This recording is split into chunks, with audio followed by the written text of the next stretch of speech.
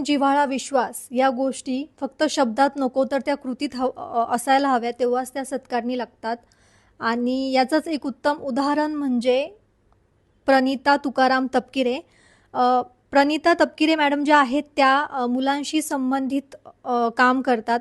तर त्यांचं नेमकं काम काय तर 1098 या चाइल्ड हेल्पलाईनसोबत त्या काम करतात. जी मुलं हरवलेली आहे, बालकामगार आहे किंवा बालविवाहाची काही प्रकरणं आहेत, तर अशा मुलांसाठी ते काम करतात. आज महिला दिनानिमित्त जे आहे ते आपण त्यांच्यासोबत बातचीत करणार आहोत. नमस्कार मॅडम. सर्वप्रथम तर लहान मुलं म्हणजे आजचा बालक म्हणजे उद्याचा युवक. तर ह्या मुलांना जे आहे ते शिक्षणाच्या मूळ प्रवाहात आणण्याचं काम जे आहे ते तुम्ही करतात. तर एकंदरीत तुमचा हा सर्व प्रवास कसा आहे? प्रवास ॲक्च्युली सुरुवात अशी झाली की अ, आधी मी ग्रॅज्युएशन केलं मानसशास्त्र ह्या विषयातून आणि त्यानंतर मास्टर ऑफ सोशल वर्क जे समाजकार्य मध्ये मी केलं आणि 2 वर्षांचा कोर्स करताना जे लहान मुलांसोबत त्यांच्या अडचणी बघितल्या किंवा महिलांच्या अडचणी बघितल्या त्यानंतर असं ठरवलं की ह्या क्षेत्रातच काम करायचं कारण की MSW करण्याच्या पूर्वी माझा जो काही मानस होता तो जरा वेगळा होता, वेगळ्या फील्डकडे होता. परंतु ज्या काही समाजातल्या समस्या आहेत त्या बघताना आणि ते काम करत असताना कारण MSW करत असताना जे 2 वर्षांचं शिक्षण असतं त्यामध्ये आम्हाला फील्डवर्क हा सुद्धा एक विषय असतो आणि ते फील्डवर्क करताना समाजातल्या विविध समस्यांची जाणीव आपल्याला त्या ठिकाणी होत असते. त्या समस्यांची जाणीव जेव्हा झाली की समाजात अशा प्रकारच्या समस्या आहेत आणि आपण यांच्यासाठी काहीतरी करू शकतो ही जाणीव मला निर्माण झाली आणि त्यामुळेच ह्या क्षेत्रामध्ये पुढे करिअर करण्याचा निर्णय मी त्या ठिकाणी घेतला. MSW झाल्यानंतर पासआउट झाल्यानंतर मी 80 मुलींना जीवन कौशल्य शिक्षण हा जो काही उपक्रम होता सबला ट्रेनिंग त्या अंतर्गत 80 मुलींना मी ट्रेनिंग दिलं होतं. त्यानंतर जे काही महिला आणि बालविकास विभागाच्या अंडरच एक प्रोजेक्ट होता नारी विकास स्वाधार केंद्र म्हणून. तिथे 18 ते 60 वयोगटातील ज्या काही महिला होत्या परित्यक्त्या असतील किंवा ज्या सोडून दिलेल्या महिला असतील, अनाथ असतील, निराधार असतील, ज्यांना कोणीही नाही आहेत अशा महिलांसाठीचं ते स्वाधार केंद्र होतं आणि तिथे मी अधीक्षिका म्हणून 7 महिने जॉब केला. पण हे काम करत असताना मला पहिल्यापासून लहान मुलांची खूप जास्त आवड होती. लहान मुलं मला जास्त आवडत होती आणि त्यामुळे माझी इच्छा होती की लहान मुलांच्या क्षेत्रात मला काम करायचं स्पेशली. तर ते काम सुरू असतानाच मी अशी संधी शोधत होते की मला लहान मुलांसोबत काही काम करता येईल का आणि त्याच वेळेला मग माझ्या कॉलेजमध्येच सुरू असलेला जो काही प्रोजेक्ट होता चाइल्ड हेल्पलाईनची नोडल एजन्सी तिथे काम करण्याची मला संधी मिळाली आणि त्यानंतर मी तिथे जॉईन झाल्यानंतर मला अनेक संधी उपलब्ध झाल्या विविध क्षेत्रामध्ये, सामाजिक क्षेत्र पण विविध क्षेत्रामध्ये काम करण्याची संधी मला उपलब्ध झाली. परंतु इथे माझा एक थोडा बॉन्ड जास्त चांगला झाल्यामुळे माझी काही इच्छा झाली नाही दुसरीकडे जाण्याची आणि मी इथेच ह्यामध्येच पुढे करिअर करण्याचा निर्णय घेतला. तर 1098 हा जो काही नंबर आहे तर कोणी कोणी या नंबर जो आहे संपर्काला साधला पाहिजे, काय नेमक्या अडचणी असतील तर आम्ही या नंबरवरती संपर्क साधावा? जनरली हा नंबर जो आहे 1098 हा टोल फ्री नंबर आहेत. तो अडचणीत सापडलेल्या मुलांसाठी आहेत. काळजी आणि संरक्षणाची गरज असलेल्या बालकांसाठी हा टोल फ्री नंबर आहेत. काळजी आणि संरक्षणाची गरज असलेली बालकं म्हणजे जी मुलं हरवली असतील किंवा जी मुलं सापडली असतील, ज्या मुलांवर काही अन्याय अत्याचार होत असतील किंवा एखाद्या बालकाचं शोषण होत असेल, मग ते कुठल्याही प्रकारचं असेल, शारीरिक शोषण असेल, मानसिक शोषण असेल किंवा लैंगिक शोषण असेल, अशा कुठल्याही प्रकारच्या शोषणाला बळी पडलेलं बालक असेल, बालविवाह होत असलेली बालकं असतील, बालविवाह झालेली बालकं असतील, शाळा सोडून एखाद्या मुलाला कामावर पाठवलं जात असेल, अशा प्रकारची जी काही बालकं आहेत, थोडक्यात ज्या बालकांना कुठल्याही प्रकारच्या मदतीची गरज आहे अशा प्रकारची बालकं सगळी काळजी आणि संरक्षणाची गरज असलेल्या बालकांमध्ये येतात आणि या प्रकारची सर्व बालके ह्या नंबरवर 1098 ह्या टोल फ्री नंबरवर फोन करू शकतात किंवा आपल्यासारखी सुजाण नागरिक जे आहेत ती सुद्धा अशी बालकं आपल्या आजूबाजूला जर दिसत असतील तर ते सुद्धा कॉल करू शकतात ह्या नंबरवर. जेव्हा या म्हणजे नंबरवरती संपर्क साधू तर त्यानंतर मुलांसोबत म्हणजे कशी त्यांची काळजी घेतली जाते, पुढे काय केलं जातं? वेगवेगळ्या परिस्थितीमध्ये तसे निर्णय घेतले जातात. जर हरवलेलं मूल असेल तर सगळ्यात पहिले मी एक गोष्ट सांगू इच्छिते की चाइल्ड हेल्पलाईन एकटं काम करत नाही तर विविध यंत्रणांची मदत घेऊन बालकांचे प्रश्न त्या ठिकाणी आम्ही सोडवत असतो. एखादं मूल हरवलं असेल तर पोलीस विभागाची मदत त्या ठिकाणी घेत असतो. त्यानंतर त्या बालकापर्यंत आम्ही सगळ्यात पहिले पोहोचत असतो आणि त्या बालकाला कसली नीड आहे, कसली गरज आहे हे ओळखून पुढे त्याच्या पुनर्वसनासाठी प्रयत्न केले जात असतात. समजा म्हणजे एखादं मूल आहेत आणि ते किती दिवसापासून घराच्या बाहेर आहे हे आपल्याला माहीत नसतं. मग या दरम्यान त्याच्यावर काही अत्याचार झाले आहेत का हे बघण्यासाठी सगळ्यात पहिले त्याला त्याचं मेडिकल केलं जातं, वैद्यकीय तपासणी केली जाते.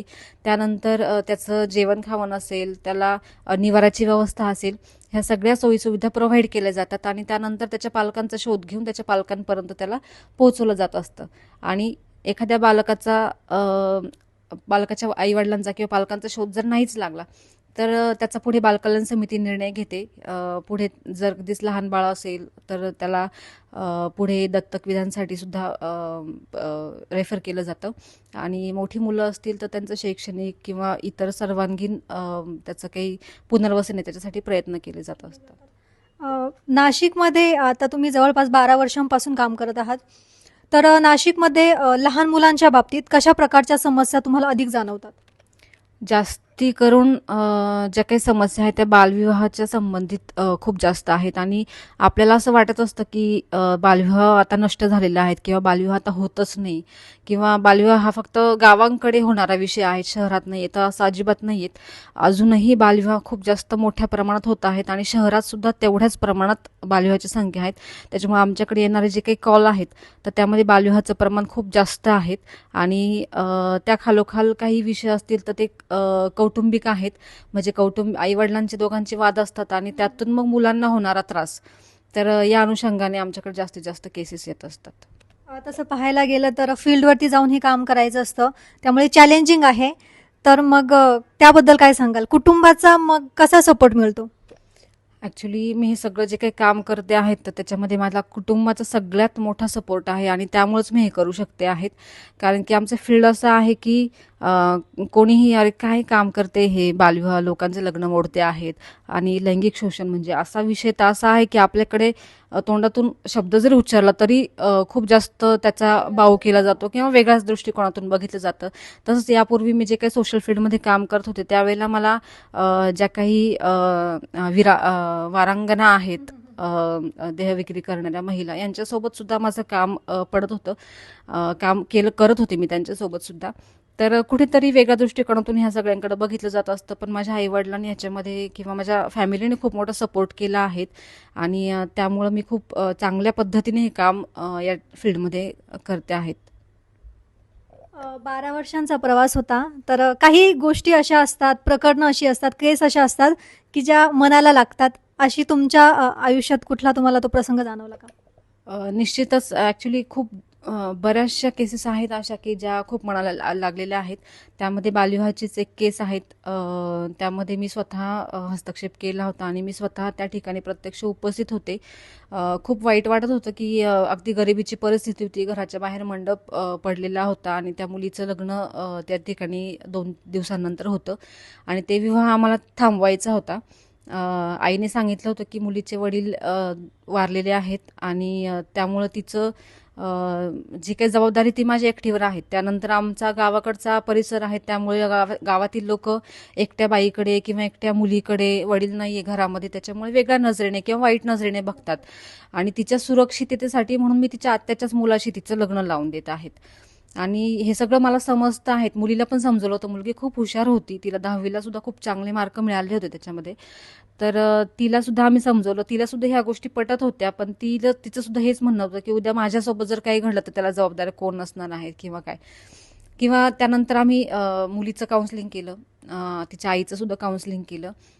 ते तयार झालेत लग्न थांबवण्यासाठी, परंतु त्यांचं म्हणणं होतं की समोरचे जे पार्टी आहेत, आत्याचा मुलगा किंवा आत्या, त्यांना कोण समजवणार, कारण की ते नाही ऐकणार. मग त्यावेळेला आम्ही त्यांचं सुद्धा फील्ड व्हिजिट केली आणि त्यांच्या घरी सुद्धा जाऊन त्यांना समजावून सांगितलं की बालविवाह केल्यानंतर काय म्हणजे काय गुन्हा कोणावर दाखल होतो, त्यानंतर काय शिक्षा होऊ शकते, ह्या सगळ्याची माहिती त्यांना दिली आणि त्यांचा मुलगा 21+ होता, त्याच्यामुळे बालविवाहासोबतच त्याच्यावर इतरही काही कायद्यानुसार त्याला शिक्षा होऊ शकते याची जाणीव त्यांना करून दिली आणि त्या ठिकाणी त्यांना समुपदेशन करून त्यांनी सुद्धा तो बालविवाह थांबवला. 2 वर्षानंतर 18 वर्षांची मुलगी झाल्यानंतर त्यांनी आम्हाला पत्रिका पाठवली ती आणि तो विवाह त्यांनी 2 वर्षानंतर केला होता. मुलगीही छान 12वी पर्यंत पर्यंत शिकली होती आणि तिच्या शिक्षणाची जबाबदारी सुद्धा आत्या घेणार होती. सगळी परिस्थिती योग्य होती, बरोबर होती. पण कॉल आल्यानंतर आणि आपलं कर्तव्य आहे त्या पुढे आपल्याला काही करता येत नाही, तर ते करावंच लागतं. केस आलेली होती ज्यामध्ये मुलीच्या सावत्र वडिलांनी तिच्यावर अत्याचार केला होता आणि मुलगी 8 महिन्यांची गरोदर होती त्यामध्ये. तर त्या ठिकाणी माहिती जस्ट आम्हाला फोन कॉल आलेला नव्हता. मला माहिती मिळाली होती ती एका व्यक्तीकडनं मिळाली होती आणि तीही अर्धवट मिळाली होती. परंतु संभाव्य धोका लक्षात घेता मला असं वाटलं की तिथे जाणं गरजेचं आहे. मुलगी जर शाळेत जात नाही 2 वर्षांपासून, तर नक्की तिच्यासोबत काहीतरी चुकीचं, एक तर तिचा बालविवाह करून दिल्याची गोष्ट होणार होती किंवा मग तिच्यासोबत काहीतरी चुकीचं पण घडणार होतं असं मला वाटलं. आणि त्या ठिकाणी मी स्वतः फील्डवर गेली. त्यानंतर तिथं जाऊन मला असं समजलं की मुलगी 8 महिन्यांची प्रेग्नंट आहे. 8 महिन्यांची आहे की नाही माहीत नव्हतं, पण ती प्रेग्नंट आहेत. आणि एका आशा सेविकेकडूनच मला नंतर हे समजलं की मुलगी गरोदर आहेत. आणि त्यानंतर मग आमचं जे काही विविध यंत्रणा आहे त्यांच्या मदतीने आम्ही पोलिसांची मदत घेऊन, आशा सेविकांची मदत घेऊन मुलीला तिथून तिच्या घरातून रेस्क्यू केलं आणि तिला आपल्या जे वात्सल्य शासकीय वसतिगृह आहे तिथे दाखल केलं. त्यानंतर ही मुलीच्या फॉलोअपमध्ये होते. त्यानंतर मुलीने 1-1.5 महिन्यानंतर एका मुलीला जन्म दिला. ते बाळ आता तिने सरेंडर केलं आहे. पण मुलगी जी आहे ती आता बालगृहामध्ये आहे एका नाशिकमध्ये. आणि तिथे म्हणजे रिसेंटली माझी आणि तिची भेट झाली. तर ज्या मुलीला मी त्या फील्डमधून किंवा तिच्या घरातून बाहेर काढलं होतं ती एकदम हिरमोसलेली मुलगी होती, एकदम घाबरलेली होती. आणि जी आता माझ्यासमोर आली तिच्यात एकदा वेगळाच कॉन्फिडन्स होता. आणि काही स्पर्धेमध्ये तिने भाग घेतलेला होता. त्या स्पर्धेमध्येही ती जिंकली होती. तिचा 1 नंबर आला होता आणि प्रथम क्रमांक आल्यामुळे तिच्या चेहऱ्यावरचा जो काही आनंद होता तो त्यावेळेला मी बघितलं. म्हणजे मला शक्यतो असं होत नाही, पण तिच्याकडे बघितल्यानंतर मला खूप एक मनाला समाधान वाटलं. की दुसरी गोष्ट म्हणजे त्या मुलीनेही तिच्या संस्थेतील एका महिलेला सांगितलं की त्या ताईने मला तिथून बाहेर काढलं किंवा तिने मला वाचवलं आहेत. ह्या गोष्टी आणि तिचं चेहऱ्यावरचा जो काही आनंद आणि तिच्यामध्ये जो काही निर्माण झालेला कॉन्फिडन्स आहे, हे बघून मला खूप अभिमान वाटला. आणि एक आपण चांगल्या फील्डमध्ये काम करतोय ह्याचाही अभिमान वाटतो. आता काही केसेस अशा असतात जिथे पालक स्वतः विरोध करतात. म्हणजे बालकामगारांचं जर एक प्रकरण घेतलं तर 2 पैसे मिळतात म्हणून पालकच मुलांना अशा बऱ्याचदा धोक्याच्या ठिकाणी पण कामासाठी पाठवतात. तर जेव्हा तुम्ही चाइल्ड हेल्पलाईनच्या मदतीने, म्हणजे चाइल्ड हेल्पलाईनने तुम्ही त्यांना मदत करायला जाता, तर अशा वेळेस पालकांकडूनच तुम्हाला विरोध होत असेल, तर मग त्यावेळेस हे चॅलेंज तुम्ही कसं बघता मग? ह्याच्यावर समुपदेशन आणि कायद्याचं नॉलेज किंवा कायद्याची माहिती त्यांना देणं गरजेचं आहे. ह्यासारख्या गोष्टी आम्हाला रस्त्यावर जी काही बालकं फिरतात त्यावेळेला आम्ही त्यांना रेस्क्यू करायला किंवा त्यांचं समुपदेशन करण्यासाठी जातो, तर त्यावेळेला हा विरोध खूप जास्त वेळा दिसतो. तसेच बालविवाहाच्या ज्या प्रकरणं आहेत त्याच्यामध्ये सुद्धा पालकांचा खूप जास्त विरोध दिसतो की आमची मुलगी आहे, आम्ही तर काही करू शकतो, किंवा आमच्या घरची परिस्थिती तुम्हाला काय माहिती आहे, तुम्ही आमच्या मुलीला पोसणार आहात का, असे विविध प्रश्न त्यांना पडलेले असतात. त्यावेळेला कायद्याची त्यांना माहिती करून देणं गरजेचं असतं आणि त्या पद्धतीने म्हणजे त्यांचं समुपदेशन आणि कायद्याची माहिती त्यांना प्रोव्हाइड करणं, ह्याच्यातून त्यांना समज देणं गरजेचं असतं. आणि ह्या अशाच पद्धतीने आम्ही ज्या काही समस्या आहेत त्या सोडण्याचा प्रयत्न करत असतो. या क्षेत्रात काम करताना महिला म्हणून काही वेगळ्या प्रकारची आव्हानं तुम्हाला जाणवतात का?